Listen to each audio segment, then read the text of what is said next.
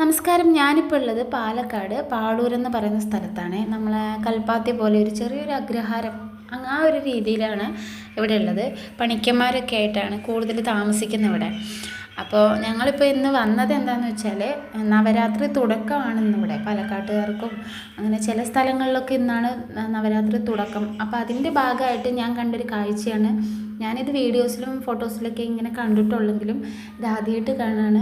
എന്ത് രസമാണെന്നറിയോ, നമ്മളെ ഓരോരോ വിഗ്രഹങ്ങളും അതുപോലെ തന്നെ എല്ലാ അറേഞ്ച്മെൻറ്റ്സും നല്ല ഭംഗിയായിട്ട് ഇതിങ്ങനെ ഓരോ പടിപടിയായിട്ട് അങ്ങനെ ചെയ്തു വെച്ചിരിക്കുകയാണ്. ഓരോ വർഷത്തിൽ ഓരോ ഉയർച്ചയ്ക്കനുസരിച്ച് നമ്മൾ പടിപടിയായിട്ട് ചെയ്യും എന്നാണ് ഇത് ഐതിഹ്യം. അതുപോലെ തന്നെ ഇതിന് ഇത് കഴിഞ്ഞതിൻ്റെ പിറ്റേ ദിവസം കമത്തി വെച്ചിട്ടാണ് ഇതെടുത്ത് വയ്ക്കുന്നത്. അങ്ങനെ പിന്നെ അടുത്ത വർഷം ഇതേ ടൈമിലാണ് ഇതെടുക്കുന്നത്.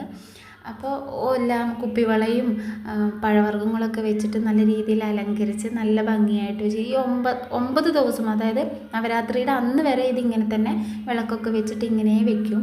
അപ്പോൾ ഇത് കാണാനും നല്ല ഭംഗിയുണ്ട്. അതുപോലെ തന്നെ ഇതിൻ്റെ ഒരു ഐതിഹ്യം ഫുള്ളായിട്ടൊന്നും എനിക്കറിയില്ല. അപ്പം ഞങ്ങൾക്ക് അവിടുന്ന് പ്രസാദമായിട്ട് തന്നത് പട്ടും അതുപോലെ കുപ്പിവള, ഒരു ആപ്പിള്, പിന്നെ സിന്ദൂരം, ഇതൊക്കെ തന്ന് ഞങ്ങൾ നേരെ വീട്ടിലേക്ക് പോന്നു.